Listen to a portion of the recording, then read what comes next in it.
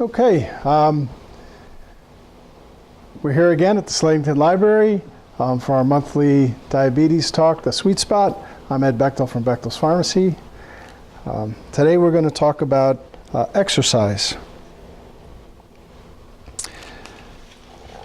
We're going to discuss why exercise is important, different types of exercises, examples of each, the relationship between exercise and chronic diseases, which exercises are good for which conditions, and how to get started with an exercise plan.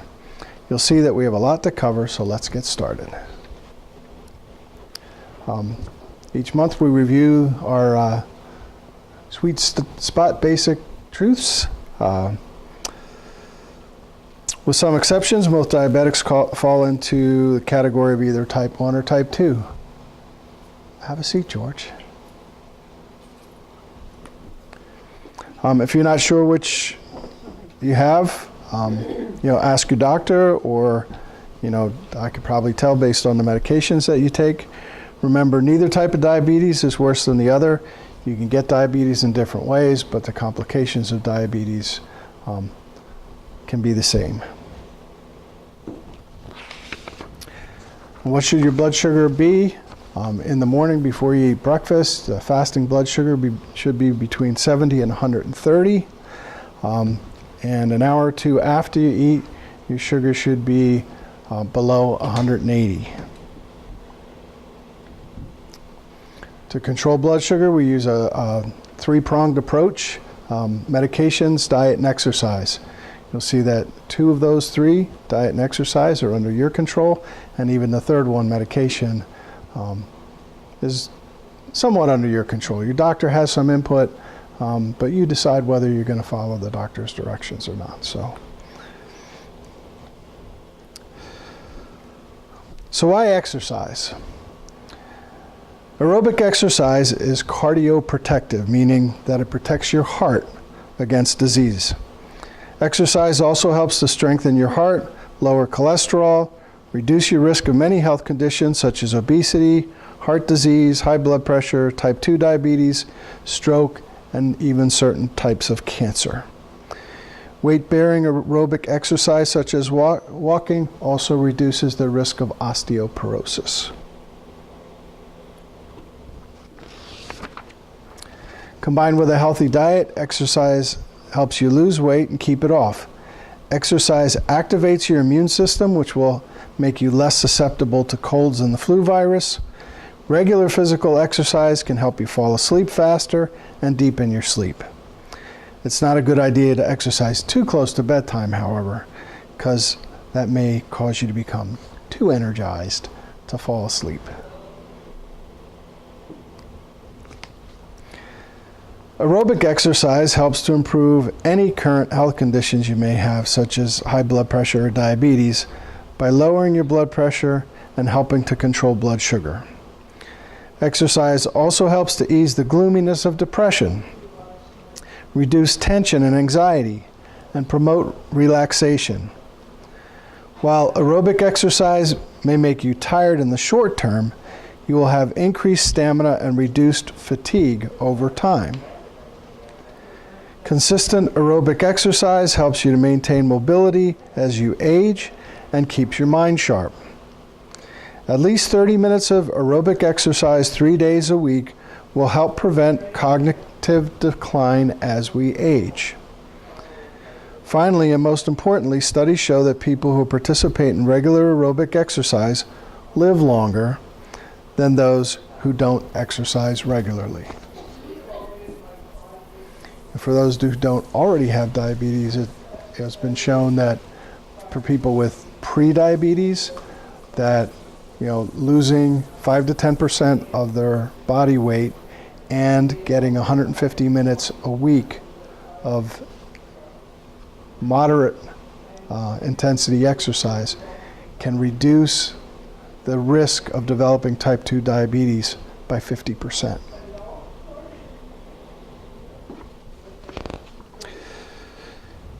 Regardless of your age, weight, or athletic ability, aerobic activity is good for you. Aerobic activity causes you to move the large muscles in your arms, legs, and back repeatedly. Examples include walking, jogging, dancing, swimming, bicycling, among others.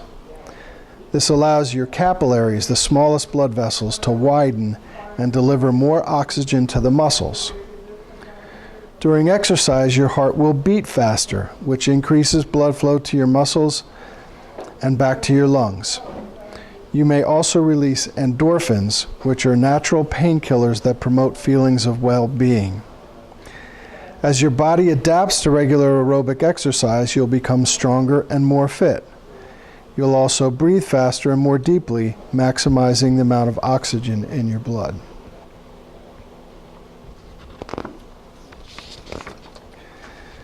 Weight training is a type of Weight training is a type of strength training that uses weights or resistance bands to place mild resistance on your muscles, making them stronger. Weight training can be performed at home or in a gym using free weights such as barbells and dumbbells, or by using weight machines. You can see significant improvement in your strength with just 2 or 3 20 to 30 minute weight training sessions a week. Ideally, this is in addition to the aerobic exercise that you're getting. Without proper preparation or training, however, it's easy to injure yourself using weights. If you're a beginner, work with a trainer to develop correct techniques and determine the proper amount of resistance you need. Start slow with just one set of 12 to 15 repetitions, working up to multiple sets with a goal of 3 sets of 12 to 15 reps. Make sure you rest between sets.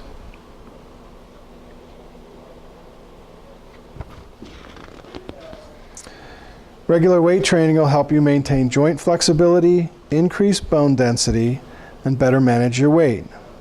Examples of weight training exercise include shoulder presses, bicep curls, weighted squats, and bench presses. If you don't have any small weights, you can start out using a can of soup or jugs of water. As we mentioned earlier, it's important to make sure you're using the correct form and appropriate amount of weight. Yes? What is a weighted squat? Okay. All right. You have some sort of weight, and then you do, Yeah, okay, that's, rather than just, I'm gonna do squat for my knee, but, yeah, okay, all right, I see what you mean. You're making it harder. I think just yeah. getting me down is an accomplishment. Well, Okay, I see what you mean. I mean, when you're starting out, you may not need to do, but you know, if you go up to the high school and the football players are in the gym, you'll see them doing squats with Huge weights on their like that guy's. No way. what's that? Like the weight he's holding. No If they way. fixed the bridge, we'd get over to the gym more constantly. What to get there? Well, you walk over, that way you get your aerobic exercise. Well, we've been doing something like that. But you don't think we have to go all the way positively into exercise. I could just go that far and then come right home and not do any exercise.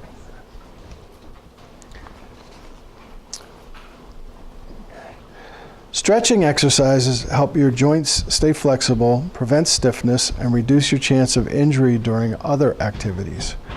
Gentle stretching for 5 to 10 minutes also helps your body warm up and get ready for aerobic exercise such as walking. Stretching after your activity is fine too. It's important to make sure you're doing basic stretching exercises correctly so you don't injure yourself. Stretching should feel mild and relaxing and should never be uncomfortable or painful. Basic stretching is probably what you're most familiar with, which includes static stretches like sitting on the floor with your legs in front of you and reaching for your toes. Dynamic stretches are things like kicks and high knees. Additional examples of stretching exercises include yoga, Pilates, and Tai Chi. You know, the old thing was no pain, no gain. With stretching, though, that's not what you want to do.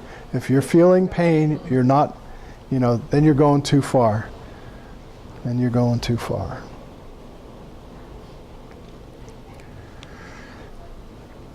Here's some things to keep in mind when you're stretching before or after exercise. When you stretch, only do so up to the point of mild tension. Don't push yourself to the point of pain. Hold each stretch for about 15 seconds and breathe deeply and slowly during that time. Don't bounce and don't hold your breath. If at any point you become uncomfortable, ease off a bit until you reach the point of mild tension.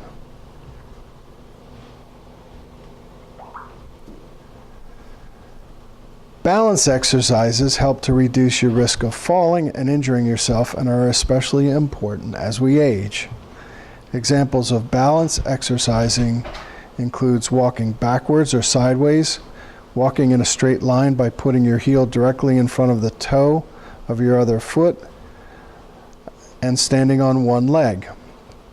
Certain yoga poses such as the tree or chair pose, as well as core strengthening exercises, can also help to improve balance.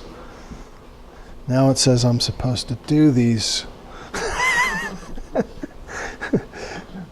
supposed to demonstrate. I'm supposed to demonstrate. Yeah, you want to see me fall down? Louisa's here.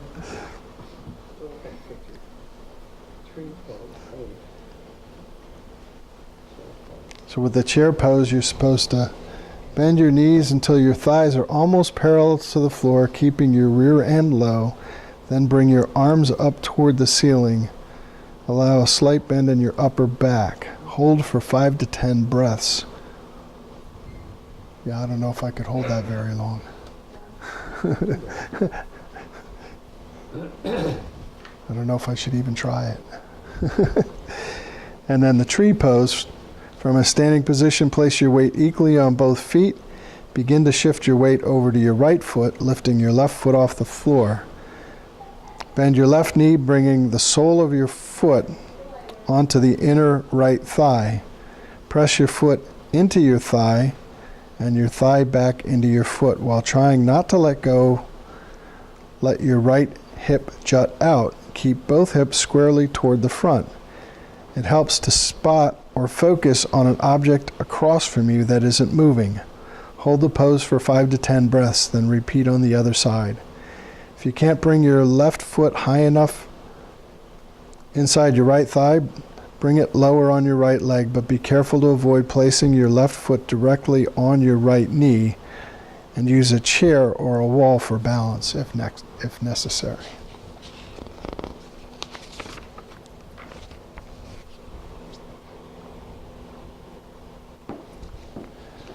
Now let's talk specifically about exercise and chronic health conditions, starting with heart disease. Strength training can improve muscle strength and endurance, make it easier to do daily activities, and slow disease-related declines in muscle strength.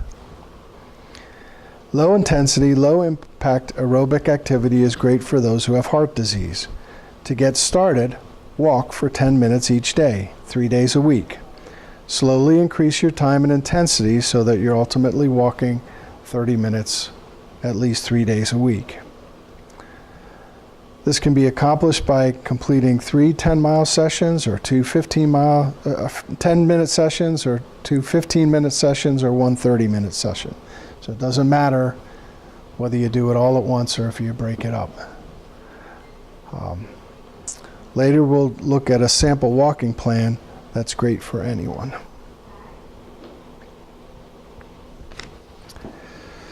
Aerobic exercise is also good if you have diabetes. Aerobic exercise helps you manage blood sugar levels effectively, helps you to maintain a healthy weight, and boosts your energy level. Again, walking is a great way to get started, especially if you've been inactive for a while. It's important to remember that physical activity lowers blood pressure. Lowers blood sugar. Check your blood sugar before you exercise. And if you use insulin or diabetes medication to lower your blood sugar, you might want to eat a light snack before you exercise to help prevent low blood sugar.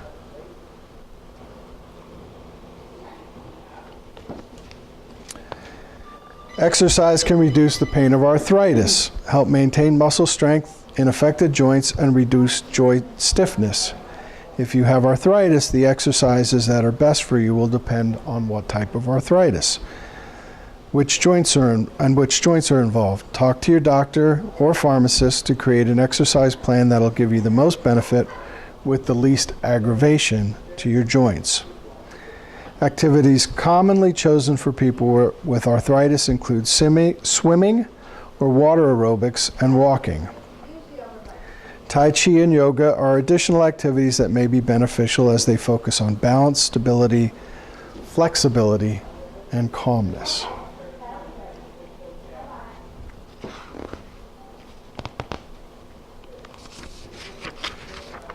As odd as it may sound, exercise can help control the frequency and severity of asthma attacks.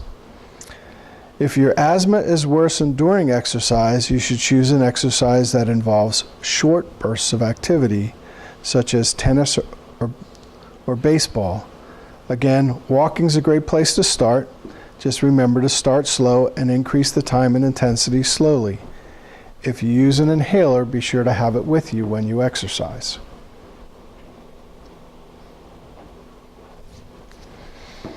If you suffer from chronic back pain, choose low-impact aerobic activities such as walking or swimming, because these activities won't strain your back.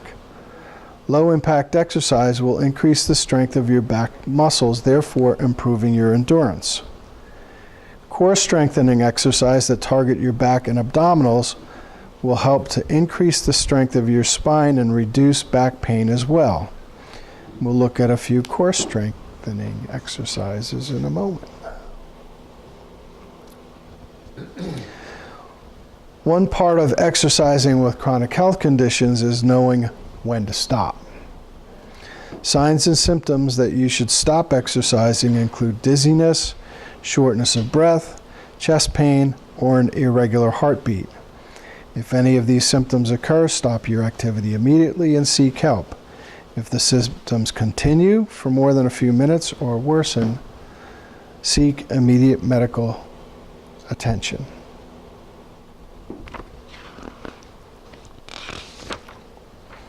So let's talk about a few core strengthening exercises. The first is called climbing rope. Start by sitting with your legs in front of you with your feet turned into a V and your toes pointed. Tighten your abdominal muscles and slightly roll your spine into a C shape as in figure A. Lift your arms up and move them as if you were climbing a rope. Twist your torso slightly with each reach. Your goal is to make 20 reach with each arm. If you can't get to 20, start out with 10 and work your way up. It looks like even I could do that one. Next core strengthening exercise is the side balance crunch. Start by placing your left knee and left hand on the floor, extending your right arm up, as in figure A. Extend your right leg outward to form a straight line. Next, pull your right knee towards your torso and pull your right elbow down toward your knee. Straighten your right arm and leg and repeat 10 times. Switch sides and do 10 reps on the other side. A little easier than crunches.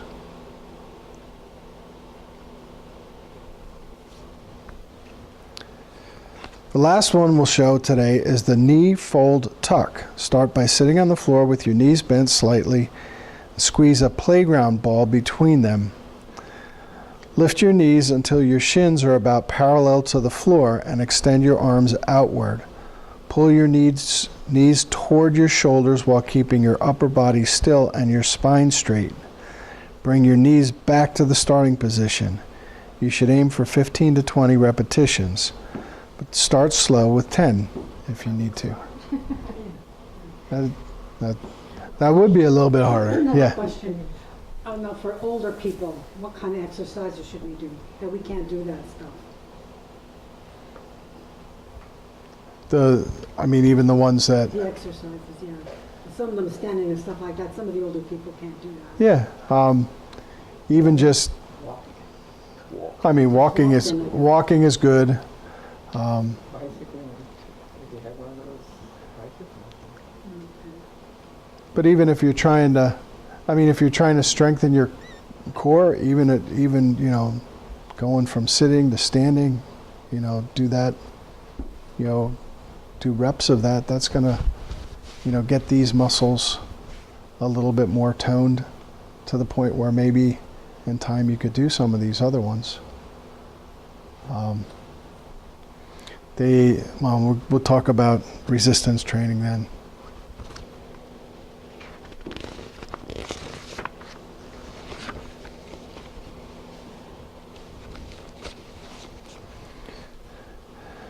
Now we've identified the types of exercise that are beneficial and ideal for different health conditions. Let's talk about starting an exercise plan. If you're not in the habit of exercising regularly, motivation is the first and most important step. Identify the why behind your desire to exercise. Is it health benefits, weight loss, improved sleep? Starting slowly is also very important, and so is choosing activities that you will enjoy. Over time, the activities you do will get easier and you'll be able to increase the duration and intensity of your activities. If you're just starting out, start with 10 minutes a day. Add a little more over time. As we mentioned, you should work up to at least 3 10-minute sessions per day. And over time, you'll be able to complete 30 minutes all at once.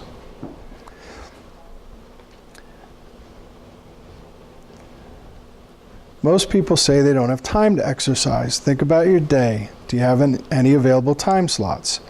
Take advantage of any time that you might have and pencil in some exercise. Maybe you're waiting for your children to finish practice or watching their game. Instead of sitting there, use that time to walk or jog around the field. Make physical activity part of your daily routine. Walk or bike to work or to the grocery store. Exercise and stretch while you're watching TV or read the newspaper. Take the stairs instead of an elevator.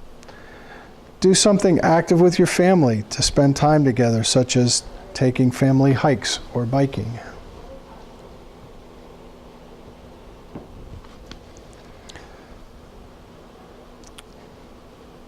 Let's talk about practical ways to get started with an exercise program. First, set specific, measurable, and attainable goals. A few months ago, we talked about SMART goals. SMART is, specific, measurable, attainable, relevant. So, goal of cutting your toenails once a week isn't relevant to an exercise plan. And timely. So you want to say, I'm going to do this much exercise, something specific. I'm going to walk for 10 minutes every day of the week. That 10 minutes is measurable. So, it's specific, measurable, attainable. 10 minutes a day, every day of the week, that's attainable. And it's relative, and we're going to do that. We're going to be able to do that, within a month. Then your next goal could be, 10 minutes twice a day, every day. And set a time that I'm going to be able to do this by this point. And they're short-term goals. They're not, your goal isn't to run a marathon. You're going to do it one step at a time and make those goals realistic. So your goal could be to walk 10 minutes a day, 3 days a week. Try that for 2 weeks, then increase to 15 minutes, 3 days a week. Write out your plan, including the time and day you'd like to work out. Be sure to include friends and family for support and encouragement. It's also important to log your results, whether you meet your goal or not. This will not only motivate you to stay on track, it'll help you to reach your goal and create new ones as you progress. No matter what plan you have, there are going to be times where, it just doesn't happen. And it's how we respond to those slips that's going to determine whether, we're successful long term or not. I mean, if you realize that slips are normal, and if you have a slip and then the next day you get back right back on track, you really haven't lost anything. It's when you have that slip and say, now I've done it. Now I've done it. I didn't stick to this plan. I give up. You can't do that. Slips are normal. You just work your way through them. So getting started. Walking is a great way to start an exercise program for many reasons. It's free. It doesn't require any special equipment. It's also a great way to spend time with friends and family, which helps to provide encouragement for your exercise program. Walking is generally safe for everyone and has little to no risk for injury and is easy to maintain as it can be done virtually anywhere.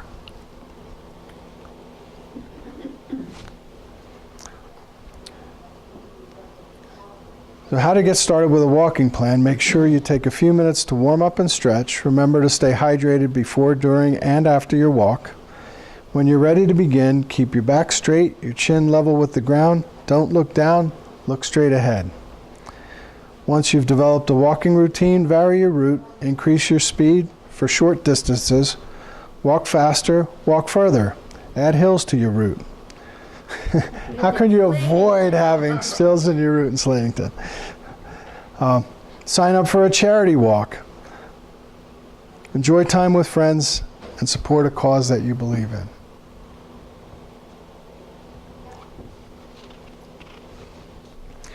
Set your walking goals and keep track of your progress. Here's a great plan to help you get started. This plan is laid out week by week to help you increase the number of steps you take and the intensity of your workouts. Start by tracking how many steps you currently take in a day, then begin your plan with week 1 and move along accordingly. The American Diabetes Association's starter walking plan is available online at it's not on here. Is it in the notes, maybe? Yeah, maybe it's in the... Well, if you go to diabetes.org and search for walking plan, that would probably be the easiest way to find it. Using a pedometer to count your steps is another great way to keep track of your progress. Set goals with your pedometer and see how many steps you can take in a day. I have pedometers on the table there. If you want, you can. Mr. Chan has to speak. He's got a Fitbit. He's got that licked already. But that was $150. These are free. No, this was 94. Okay. This is a cheapie. I don't have the heart rate on it. Oh, yeah. You need that. No, it's beating. I know, I'm moving yet it's beating. He does not go to bed at night until he sinks it. Throw me one, George. Throw me I one. mean, if I don't do it for one night, it'll pick every night up that I didn't do it. In other words, I'm going away. I'll get up. And Because if I get up, I'm not getting 2 back days down later, again. 2 days later I come home, I'll see Can't get the up 2 with days some that I was gone. There's a little tab in there that you have to take out to let the battery, and then it should turn on. Oh, there's that little thing. They don't put- And then you can, You know what gets me mad about these is, what? you gotta put them on your belt. You have to put them on your belt. And If you put them in your pocket, they don't work right. anytime I put them in my belt, when I carry the wash basket up from down the basement, I set it on my hip, and I had so many like that. They break. I have one something like this that has a cord and a clip, so I can put it on the belt and then clip it to a belt loop. Yeah. And then if it falls off my belt, I still have it No, I stick this hanging. in my pocket, and it takes, because when I'm cutting grass or in the supermarket, to have this it is not moving. Yeah, It's moving that way, They but work. it's not, So you can- it don't Yeah. work then. yeah, my wife's is around $200 and some, and hers work. Yeah, this works in my pocket too. And then just reset. Heart rate, breathing, the whole works. Well, no, this just has steps and, He is all. So what are these called? These are, what? They're free. Have one. They're free. Yeah. Okay. Thank you very Glad I came today. You're advertising, George. Oh, yeah, there it is. Okay, and the one thing I like about these, they open at the top, so you can just open up and look down. Anywhere special.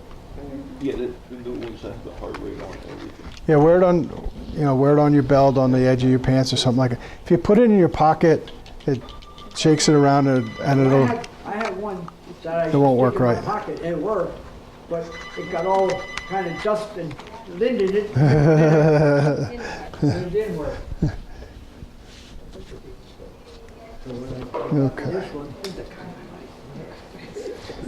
yeah,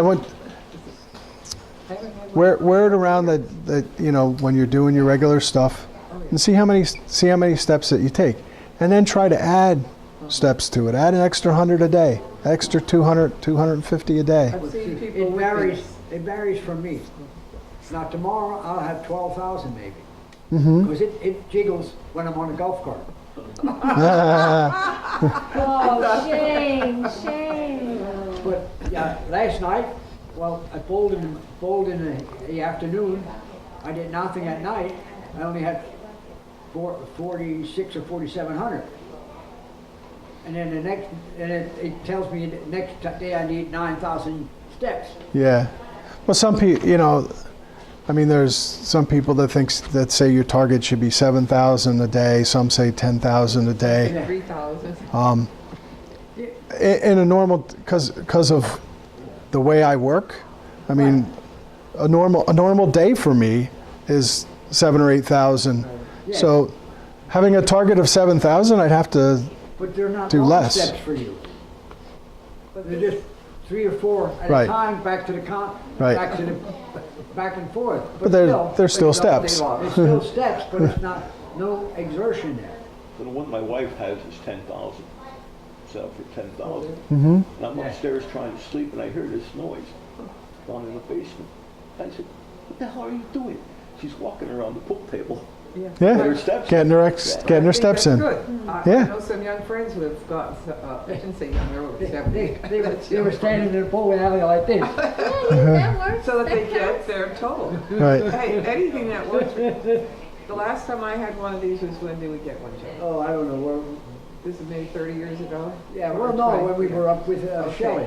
She used to go A up to Shelley diabetic counselor. Sacrament. Okay. She Yeah. had diabetes herself, and we used to go up there to carbon diagnostic to her. Right. And every it's Friday great. It really makes for the keep month, illness.